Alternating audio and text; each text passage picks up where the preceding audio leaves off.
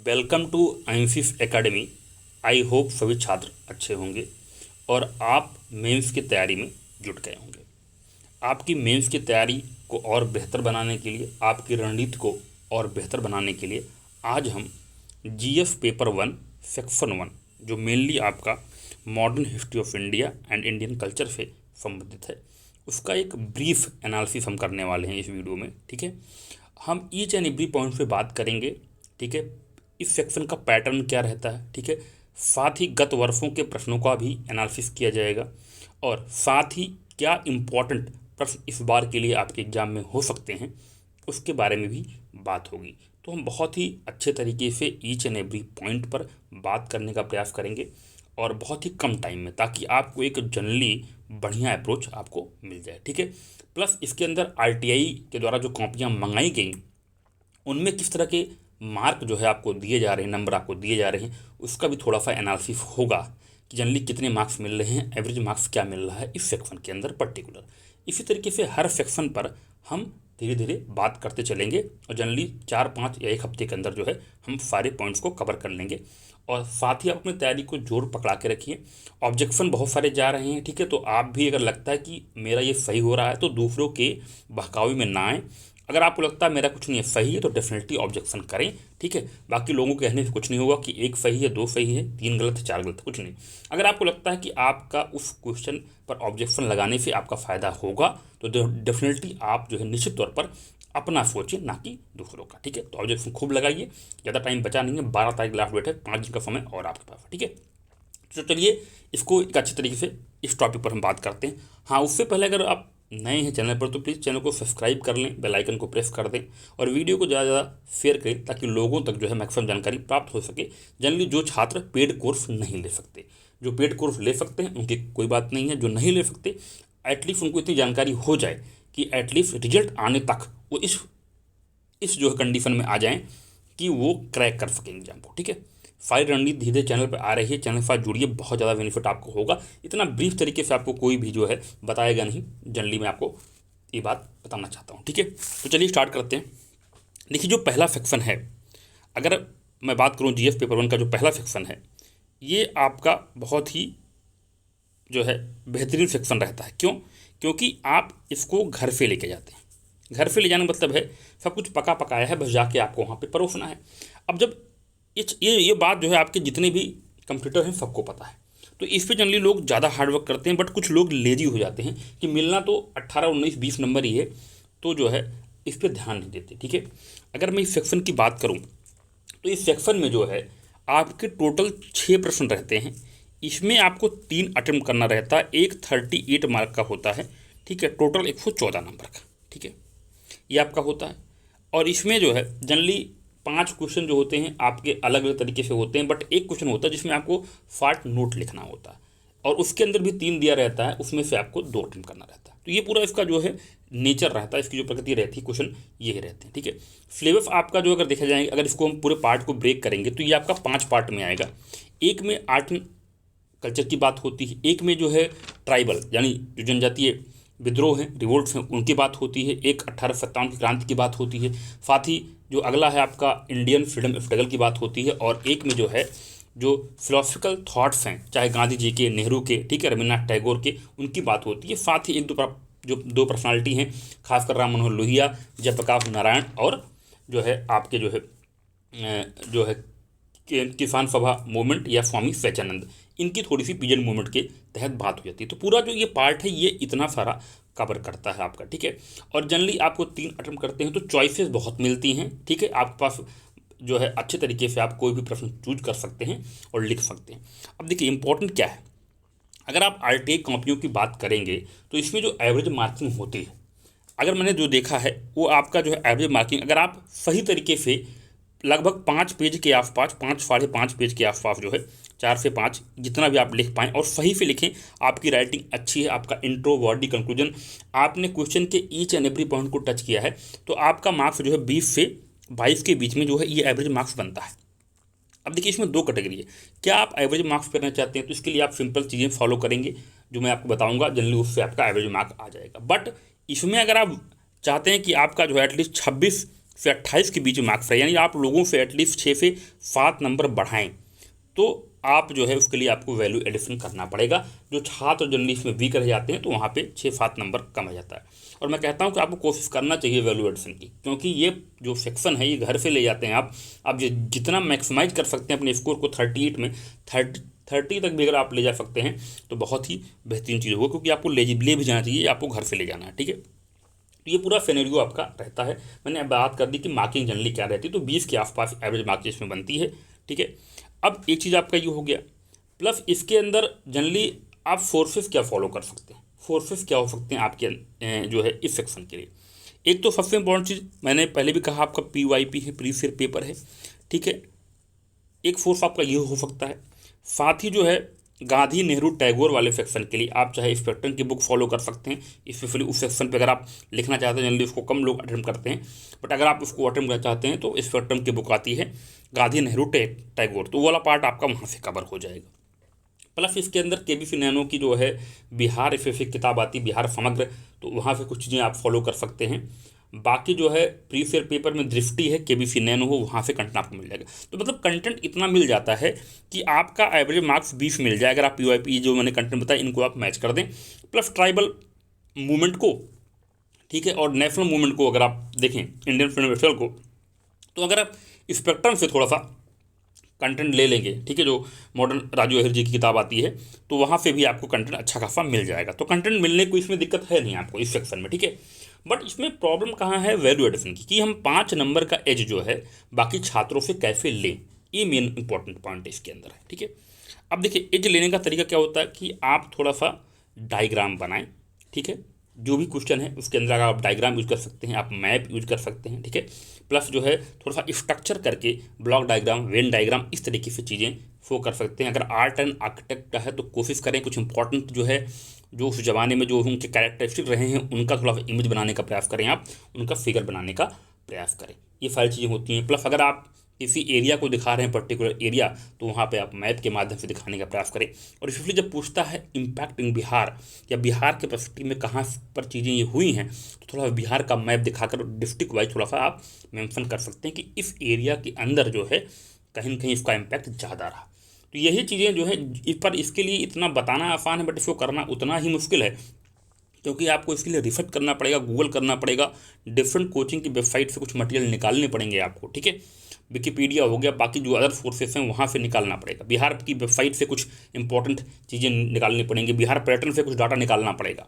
ठीक है, जब आप ये चीज़ निकालेंगे तो आपको सिर्फ फ़ायदा होगा 7 से 8 नंबर का, बट ये सिर्फ नहीं है, ये आपकी रैंक डिसाइड करता है।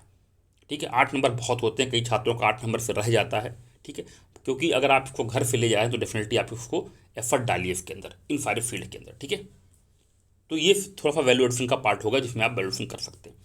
अब हम बात करेंगे क्वेश्चन किस तरीके से आता है, इसको समझने का प्रयास करेंगे। अब देखिए, अगर बात करूं आर्ट एंड, तो मैं एक एक सेक्शन आपका लेके चलता हूं। ठीक है, देखिए यहाँ पे मैंने मार्क भी आपको कर दिया है। 66 में आपका पूछा पटना कलाम पेंटिंग। ठीक है, उसका सिर्फ मेन फीचर पूछा है, ध्यान दीजिए, उसका मेन फीचर पूछा है। ठीक है, इसके अलावा 65वें में पूछा पाला आर्ट एंड आर्किटेक्चर। ठीक है, साथ ही थोड़ा सा एक नया ट्रेंड देखने को मिला, इसका रिलेशनशिप बुद्धिज्म के साथ पूछा। ठीक है, तो यहाँ पर जो मेन आपको टॉपिक मिलेंगे मोटा मोटे अगर हम देखें तो इसमें आपका है पटना कलाम, ठीक है, मौर्यन आर्ट एंड आर्किटेक्चर, पाला आर्ट एंड आर्किटेक्चर। ठीक है, इसके अलावा आपको जो है इसके अंदर एक होल पर्सपेक्टिव में पूछ सकता है कि essay on art and painting for Bihar, Bihar की पेंटिंग्स में, तो उसमें मधुबनी पेंटिंग, अदर पेंटिंग्स भी आपकी आ जाएंगी। ठीक है, तो ये मोटा मोटी है, तो यही आपका 3 सेक्शन है। जनरली प्रश्न आप देखेंगे इसी से रिपीट होता रहता। तो यानी इस बार की अगर बात करूँ तो पटना कलाम का चांस बहुत ही लेस है, अप्रॉक्स लेस देन 10% होगा, पर मैक्सिमम चांस बनेगा मौर्यन आर्ट एंड आर्किटेक्चर का और पाला आर्ट एंड आर्किटेक्चर का, इससे ज़्यादा चांस इस बार आपका बनने वाला है। ठीक है, अगर मैं इसके होल पर्सपेक्टिव की बात करूँ, अगर मैं पूरा बात करूँ क्वेश्चन बनता किस तरीके से, जैसे आपका अगर है पटना कलाम, तो पटना कलाम में प्रश्न के टाइप क्या हो सकते हैं। एक तो आपका पूछ सकता है सीधा कि पटना कलाम पेंटिंग के फीचर्स क्या क्या हैं, इसका कैरेक्टरिस्टिक्स क्या क्या है, ये आपका पूछ सकता है। जनरली ये पिछली बार पूछ चुका है तो कम चांस, बट मैं थोड़ा सा फोकस करूँगा मौर्यन आर्ट एंड आर्किटेक्चर पर। ठीक है, क्योंकि इस बार जो मैं प्रिडिक्ट कर रहा हूँ कि मैक्सिमम चांस है मौर्यन आर्ट एंड आर्किटेक्चर का इस सेक्शन में, ठीक है। And the second most is पाला आर्ट एंड आर्किटेक्चर, ठीक है। तो पहला जो इंपॉर्टेंट होगा वो मौर्यन आर्ट। अब देखिए मौर्यन आर्ट एंड आर्किटेक्चर में दो चीज़ें हैं, या तो सिर्फ वो मौर्यन आर्ट के बारे में पूछेगा या पूछेगा दोनों एक साथ, मौर्यन आर्ट एंड आर्किटेक्चर दोनों चीज़ें अलग हैं, आर्ट अलग है आर्किटेक्चर अलग है, तो दोनों को अच्छे से एक्सप्लेन करेंगे, ठीक है। या स्कल्पचर फीचर पूछ सकता है, ठीक है। और सबसे इंपॉर्टेंट चीज़ है जो ट्रेंड देखा जा रहा है कि थोड़ा सा रिलेशनशिप, जैसे पैफोटिंग थोड़ा सा अलग एक स्टेप आगे गया कि बुद्धिज्म के साथ क्या रिलेशनशिप है मॉडर्न आर्ट एंड आर्किटेक्चर का, उसको पूछ लिया। साथ ही इसमें जो प्रश्न बनता है impact on Bihar, modern art and architecture का बिहार पर क्या इम्पैक्ट रहा, इसकी आपका थोड़ा सा प्रश्न पूछेगा, तो थोड़ा सा ज़्यादा आपको जो है बिहार के पर्सपेक्टिव में कंटेंट बनाना पड़ेगा, ठीक है। या क्या क्या फीचर बिहार के अंदर फाउंड किए गए, ये थोड़ा सा इस तरीके से घुमा फिरा के तो तीन मोटी मोटी बातें निकल के आएंगी कि मॉडर्न आर्ट एंड आर्किटेक्चर के फीचर्स क्या हैं, कैरेक्टरिस्टिक्स क्या क्या हैं, ठीक है, बिहार पे क्या इम्पैक्ट रहा, बिहार पे क्या क्या फीचर पाए गए। तो यहाँ पे थोड़ा सा मैप की गुंजाइश, वैल्यू एडिशन की गुंजाइश बन जाती है। तो ये बहुत ही इंपॉर्टेंट टॉपिक है, इसको अच्छे से प्रिपेयर करिए, टॉप मोस्ट टॉपिक है इस बार का जो आएगा आपके एग्जाम में, ठीक है। अब बात करता हूँ सेकंड मोस्ट टॉपिक की, वो है पाला आर्ट एंड आर्किटेक्चर की। वहाँ भी ये चीज़ें होंगी, फीचर्स पूछेगा, रिलेशनशिप विद बुद्धिज्म पूछ सकता है, और बिहार के अंदर पाला आर्ट का मेन फीचर क्या है वो पूछ सकता है। तो इसको अगर ब्रॉडली आप जो है डिजाइन करेंगे क्वेश्चन को अपने घर पर, तो डेफिनेटली आपको बहुत ज़्यादा बेनिफिट होगा, ठीक है। तो इसको अच्छे से कवर करिए, ठीक है। या होल पूछेगा तो काफ़ी ज़्यादा वैरायटी मिल सकती है, 38 मार्क का क्वेश्चन है, तो डेफिनेटली आप जो है कई सेक्शन को टच कर सकते हैं। जब आपका होल परस्पेक्टिव में पूछेगा कि write an essay on the art and painting of the Bihar, उसमें आर्किटेक्ट भी जोड़ सकता है। तो ये पार्ट है, जनरली इस पार्ट को लोग अटेम्प्ट करते हैं, ठीक है। आप चाहें तो छोड़ सकते हैं, बट मैक्सिमम मैं बात करूं तो 90% छात्र इस वाले सेक्शन को कवर करते हैं, उस पर क्वेश्चन लिखते हैं, ठीक है। I think art and architecture वाला जो पोर्शन है आपका कवर हो गया होगा। अब इसमें एक जो अगला सेक्शन आता है वो ट्राइबल मूवमेंट्स का। अब 6वीं बीपीएससी के अंदर इसने पूछा संथाल रिवोल्ट और बिरसा मूवमेंट, ठीक है। अब देखिए Santhal revolt, Birsa movement, Santhal revolt, अब क्वेश्चन देखेंगे लगातार आप, ठीक है। संथाल बिरसा और आपका जो है एक होल जरूर तैयार करें आप। ये देखिए बहुत पहले आया हुआ था 39th बीपीएससी के अंदर 1993 में, बट एड होल के लिए आप तैयार रहिए, कुछ भी हो सकता है, जिसमें आप पूरे ट्राइबल मूवमेंट जो बिहार के आसपास हुए हैं और बिहार के पर्सपेक्टिव में क्या चीज़ें रहीं वो पूछ सकते हैं, ठीक है। अगर मैं बात करूँ तो संथाल और आपका बिरसा लेस चांस है, बट कोई जरूरी नहीं कि ना पूछते हैं, फिर भी आपको तैयार करना है। बट ध्यान जो देना है आपको, जो इस बार मैं प्रेड कर रहा हूँ कि ट्राइबल मूवमेंट्स इन बिहार, ठीक है। तो जब ट्राइबल मूवमेंट्स ऑफ बिहार पूछेगा, ज़्यादा चांस है इसके अंदर, तो इसमें आपको थोड़ा सा ट्राइबल मूवमेंट आएगा, तो उसके अंदर कहीं ना कहीं बिरसा मुंडा मूवमेंट तो आ ही जाएगा, तो बाकी मूवमेंट्स आ ही जाएंगे। तो एज होल का चांस ज़्यादा बन रहा है, क्योंकि डायरेक्टली संथाल और बिरसा पूछ चुका है अलग अलग, मतलब दो क्वेश्चन एक साथ पूछ लिया, ठीक है। तो जो इंपॉर्टेंट है, इस तरह का जो क्वेश्चन नंबर 3 है, इस तरह का फॉर्मेट इस बार आपको देखने को मिल सकता है क्वेश्चन के अंदर, जैसे कि examine the characteristics of the tribal protest in 19th century with suitable examples, give reason for their failure. तो इस तरह के प्रश्न आपको बनते हैं, ठीक है। अगर मैं बात करूँ, अगर होल परस्पेक्टिव में बात की जाए तो क्या क्या चीज़ें बन सकती हैं। पहला कि उनका कारण क्या है, वो जो है आपका रिवोल्ट होने का। दूसरा पूछ सकता है कि उनका आउटकम क्या है, रिजल्ट क्या है, ठीक है। और उनका असर क्या रहा, कंसिक्वेंसेस क्या रहे, वो पूछ सकता है, ठीक है।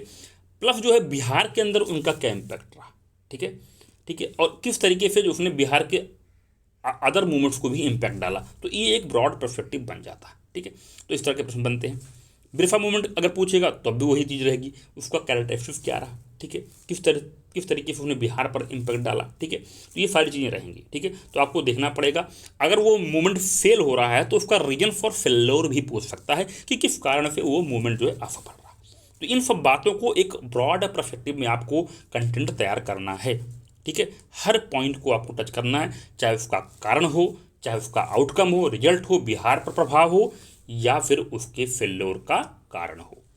हर चीज़ को आपको एड्रेस करना है, ईच एंड एवरी पॉइंट को अपने नोट्स के अंदर एक बड़ा सा नोट्स आपको बनाना है, तब जाके आपका काम होगा। प्लस जब मैं वैल्यू एडिशन की बात करता हूँ तो वहाँ पर मैप डेफिनेटली आ जाता है, उस रीजन को शो करना कि इस रीजन पर ये इम्पैक्ट रहा, प्लस ब्लॉक डायग्राम के माध्यम से कैरेक्टरिस्टिक को दिखाना और फिर उसको ईच एंड एवरी पॉइंट को अलग करके एक्सप्लेन करना, ये सारी बातें उसके अंदर आ जाती हैं।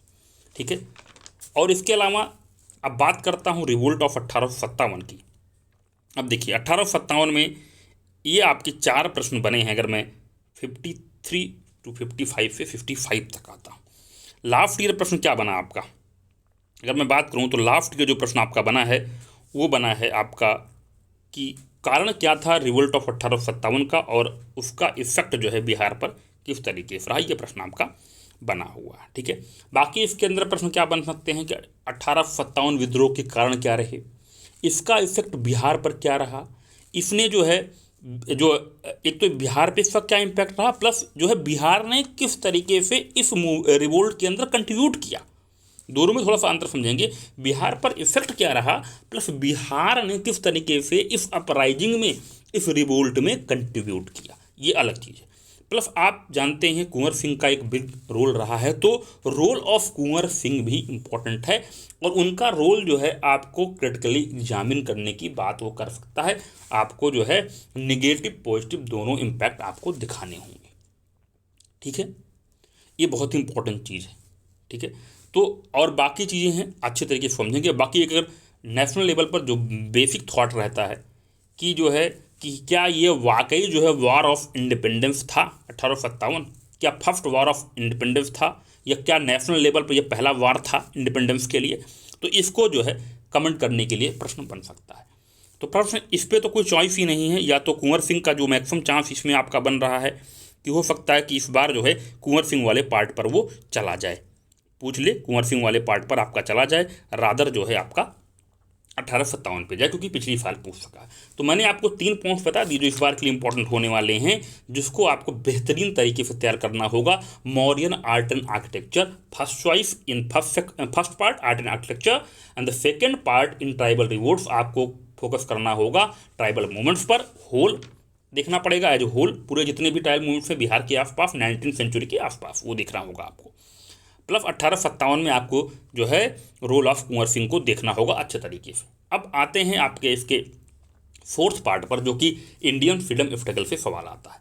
अब इसमें थोड़ा सा वैरायटी आपको देखने को मिलेगी, इसमें बहुत ज़्यादा वैरायटी है इस वाले सेक्शन में। ठीक है, इंडियन फ्रीडम स्ट्रगल वाले पार्ट में आपको बहुत सारी चीज़ें मिलने वाली। एक तो आपका देखिए लास्ट ईयर चंपारण सत्याग्रह पूछ लिया, नेहरू का व्यू पूछ लिया सेकुलरिज्म पर, कम्युनिज्म पर। ठीक है, प्लस 60 नोट का वाला प्रश्न पूछा, गांधी जी का सत्याग्रह पर व्यू क्या है। जयप्रकाश नारायण और क्विट इंडिया मूवमेंट के पूरे अच्छे सिनेरियो को आपको समझाना होगा, सुभाष चंद्र बोस और IN ने। तो इसमें से आपको 2 पिक करना था, 60 नोट में जनरली 3 होता, 2 पिक करना होता है। तो अच्छे तरीके से 3 सवाल है, यानी ब्रॉड पर्सपेक्टिव बनेगा। अब देखिए इसके अलावा पर्सपेक्टिव में जो है आपका वहाँ भी 3 प्रश्न आए थे पर्सपेक्टिव में। स्वामी सज्जनानंद और किसान सभा मूवमेंट का पूरा सिनेरियो बताना था आपको, प्लस सोशल इकोनॉमिक आइडिया बताना था राम मनोहर लोहिया का और जयप्रकाश नारायण का।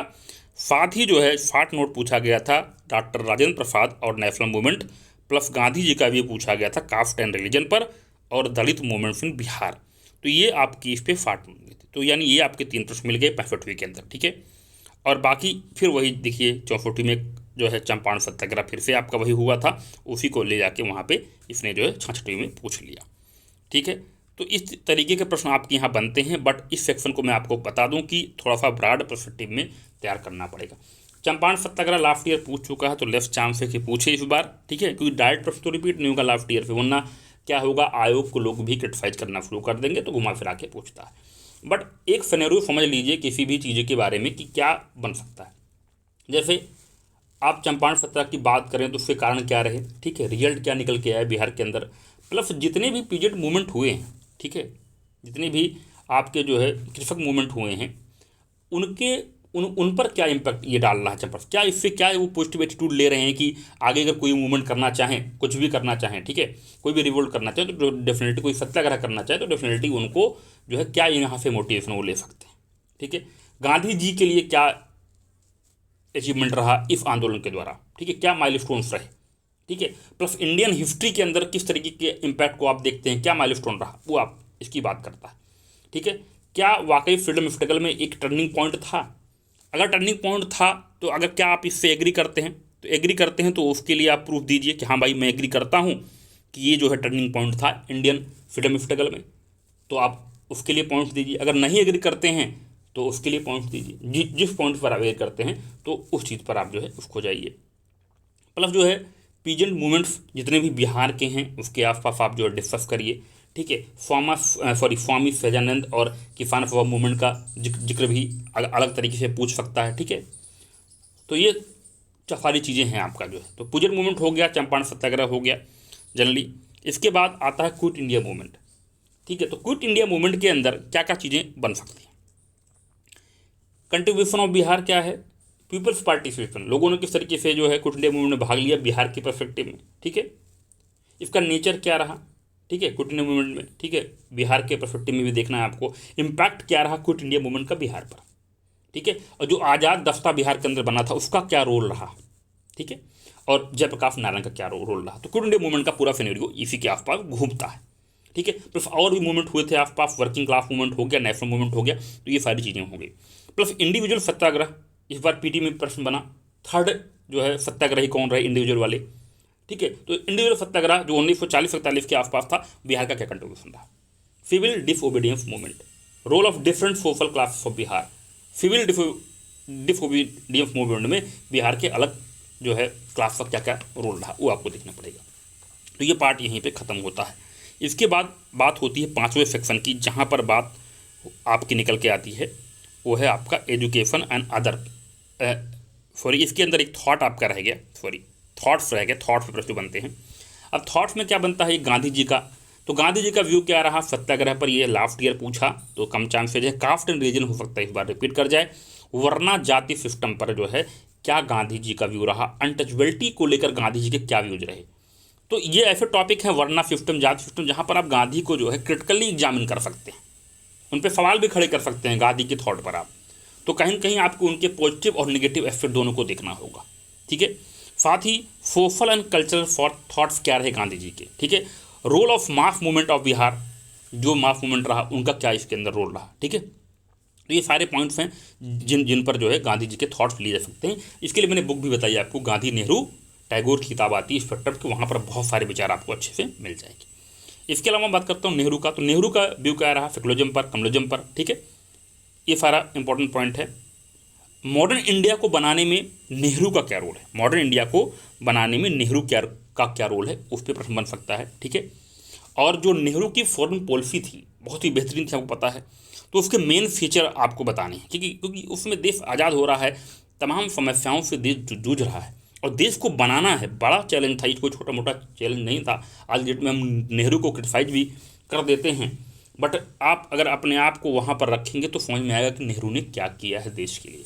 वो तो एक पॉलिटिकल सिनेरियो हो जाता है कि आप पॉलिटिकल परिप्रेक्ष्य में आप उनको जो है क्रिटिसाइज कर सकते हैं, बट अगर आप सही तरीके से खुद को उनके स्थान पर रखें तो नेहरू के जो कई सारे फैसले हैं जो आपको काफ़ी जो है अच्छे लगेंगे कि बंदा क्या सोचता था उस टाइम पर, ठीक है। तो उनके मेन फीचर क्या रही है फॉरेन पॉलिसी की, उस पर भी आप जो है अच्छे तरीके से कर सकते हैं। इसी तरीके से अगर मैं बात करूं टैगोर की, तो टैगोर का जनरली आप जानते हैं लिटरेचर के फील्ड में, म्यूजिक के फील्ड में काफ़ी बेहतरीन कंट्रीब्यूशन है रविन्द्रनाथ टैगोर जी का। तो बंगाली लिटरेचर म्यूजिक में क्या उनका रहा है, ठीक है। राष्ट्रवाद पर काफ़ी प्रखर रहे हैं, तो राष्ट्रवाद को डिफाइन करने को पूछ सकता है, ठीक है। और उन्होंने राष्ट्रवाद को अपने नज़रिए से कैसे देखा रविन्द्रनाथ टैगोर ने, ठीक है, ये आपका एक सिनेरियो हो सकता है, ठीक है। उनके जो है आइडिया क्या थे समाज को लेकर, कल्चर को लेकर, तो कल्चर को लेकर समाज को लेकर क्या उनके आइडिया रहे, उस चीज़ पे भी बात हो सकती है, ठीक है। और जो है इंडियन नेशनल मूवमेंट में किस तरीके से जो है उनका रोल रहा रविन्द्रनाथ टैगोर का, उसकी बात हो सकती है। प्लस आ जाइए आपके राम मनोहर लोहिया और जयप्रकाश नारायण पर, उनका थोड़ा सा सोशल इकोनॉमिक आइडिया काफ़ी अच्छा था, तो उससे बात कर सकते हैं। थोड़ा सा इसमें डिफरेंट टाइप के प्रश्न भी बनते हैं, जैसे राजेंद्र प्रसाद नेशनल मूवमेंट, मैंने कहा इस पर जनरली आएगा आपका लॉन्ग क्वेश्चन नहीं आएगा, इस पर आपका शॉर्ट नोट पे, अगर आप चाहते हैं कि आप 3 वाले जो पार्ट आता है जिसमें आपको 2 करने रहते हैं, अगर आप उसको अटेंड करना चाहें तो क्योंकि वहाँ पे देखिए 1990 का ब्रेक हो जाएगा, तो वहाँ पे अगर आप 14 नंबर उठाते हैं एक सेक्शन में तो आपके 28 इजीली बन जाते हैं, और क्वेश्चन आपका 2 पार्ट में था तो लिखना भी आसान होता है, पर वो आपके डिपेंड करता है कि आप उसके लिए जाएंगे या नहीं जाएंगे, ठीक है, शॉर्ट नोट वाले पार्ट पर। बाकी इसमें सुभाष चंद्र बोस एनआईए कुछ डिफरेंट टाइप के सवाल हैं, ठीक है। और एक बहुत पहले सवाल पूछ लिया था कि सेंसस ऑफ 1881 का क्या इम्पैक्ट रहा कास्ट एंड रीजन पर, ठीक है, ये सब चीज़ें हैं, ठीक है। और जो है separation of Bihar from Bengal, ठीक है, राइज ऑफ मॉडर्न बिहार, किस तरीके से जो है बंगाल बिहार अलग हुए, फिर किस तरह से मॉडर्न बिहार का जो है उत्पत्ति हुई, उस पर आप प्रकाश डालिए। इस तरह के प्रश्न आपके बन सकते हैं, ठीक है। तो ये मोटा मोटा है, पर इस पर जितना ज़्यादा आपको टेंशन नहीं होती नहीं है। आपके पास इजीली मैं बता देता हूँ, ये 5 क्वेश्चन आप पिक कर लीजिए, ठीक है। लास्ट ईयर वाले तो ना के बराबर हैं। अब जैसे लास्ट ईयर में बता दूँ, ये तो बहुत ही कम चांस है कि संथाल रिवोल्ट आ जाए, बिरसा मूवमेंट आ जाए, चंपारण सत्याग्रह आ जाए, नेहरू का व्यू कम्युनिज्म सोशलिज्म पर आ जाए, पटना कलाम आ जाए, ठीक है, और गांधी का व्यू सत्याग्रह पर। ये सब चीज़ें नहीं आएंगे, बट चांसेज वही बन रहा है कि एक आप पहले वाले पार्ट से जो है आर्ट एंड आर्किटेक्चर वाले पार्ट से मौर्यन आर्ट एंड आर्किटेक्चर तैयार कर सकते हैं, ट्राइबल मूवमेंट सारे एक साथ तैयार कर सकते हैं वहाँ पर, ठीक है। तो बाकी रिवोल्ट 1857 में रोल ऑफ कुंवर सिंह याद कर तैयार कर सकते हैं इस बार के लिए, ठीक है। प्लस इसके अलावा आप क्विट इंडिया मूवमेंट जो है इस बार अच्छे तरीके से तैयार कर सकते हैं। क्विट इंडिया मूवमेंट का बहुत अच्छा चांस इस बार बन रहा है एग्जाम में आने का, ठीक है। ये हो गया आपका। प्लस जो है गांधी के अलग व्यू सत्याग्रह में पूछ चुका है, तो कॉस्ट ऑफ रिलीजन वर्णा जाति सिस्टम पर फिर से पूछ सकता है, ठीक है। नेहरू का भी पूछ चुका है, हो सकता है रविन्द्रनाथ टैगोर का पूछ ले। तो ये वाला, ये जो 5 से 6 क्वेश्चन है इनको तय करिए। तो यानी 5 क्वेश्चन जो मैंने बताया ये आपके मोस्ट प्रेडिक्टेबल सेक्शन है, ठीक है। इसके अलावा एक लास्ट सेक्शन बचता है एजुकेशन का, ठीक है। अब एजुकेशन में सिंपल सवाल है जो पूछा जाता है, एजुकेशन वाला जो लास्ट सेक्शन है ये रहा। तो इसमें जो प्रश्न आप देखेंगे ये 65वीं में आया था, पर लास्ट ईयर इस प्रश्न नहीं बना, तो हो सकता है इस बार बन जाए। Describe the spread of western education in Bihar, किस तरीके से जो वेस्टर्न एजुकेशन है बिहार में फैला 1858 से 1914 का सिनेरियो आपको देना है, ठीक है। इसमें यही रहता है सिनेरियो, कभी 1858 से 1914, 1857 से 1947, 1813 से 1945, 1990 से 1945, ठीक है। साथ ही आजकल थोड़ा सा ट्रेंड अगर देखें तो टेक्निकल एजुकेशन का जमाना आ रहा है, तो टेक्निकल एजुकेशन जो है किस तरीके से बिहार के अंदर ग्रो किया है इसको आप क्रिटिकली डिस्कस करिए, ठीक है, इसके एक्सपेक्ट को कि क्या टेक्निकल एजुकेशन उस लेवल तक हमारे यहाँ बिहार के अंदर ग्रो कर पाया है नहीं कर पाया, ठीक है। प्लस बिहार जो ब्रिटिश रूल था वहाँ से किस तरीके से जो है आप जो टेक्निकल एजुकेशन था वहाँ से किस तरीके से आप कंपेयर कर सकते हैं, ये चीज़ आप देख सकते हैं, ठीक है। तो ये आपके टोटल 5 सेक्शन होते हैं। आई थिंक मैंने ईच एंड एवरी पॉइंट पर आपको ब्रीफली जो है बता दिया है कि आपको क्या चीज़ें करनी है, कैसे करनी है, कैसे अप्रोच करना है। बाकी मैंने बता दिया आंसर कैसे लिखना है, उसमें वैल्यूएशन कैसे करना है। आंसर का वही फॉर्मेट होना चाहिए आपका इंट्रो बॉडी, ठीक है, सुझाव कि ऐसा होता तो ये चीज़ें हो सकती थी, या आज की डेट में सरकारें ऐसा कर रही हैं, थोड़ा सा इसमें और करने की जरूरत है। तो सजेशन के साथ साथ कंक्लूजन आप जो है लिखेंगे तो बहुत ज़्यादा बेनिफिट होगा। साथ ही जो जो वैल्यू एडिशन के पॉइंट्स हैं उस पर ध्यान दे लीजिए, तो आपको इससे बाहर कुछ की जरूरत नहीं है। इस पर आप समय दीजिए, एटलीस्ट अगर आप इस पर 1 हफ्ते का टाइम देंगे तो ये सेक्शन आपका तैयार हो जाएगा। 25 नंबर आपके कहीं भी नहीं है, ठीक है। इस तरीके से हम और भी सेक्शन में बात करेंगे। अगर वीडियो पसंद आ रहा हो तो प्लीज़ जो है लाइक शेयर करिए, मोटिवेशन थोड़ा सा इससे हाई रहेगा, आपको लगातार वीडियोज जो है मिलते रहेंगे। वीडियो देखने के लिए बहुत बहुत धन्यवाद।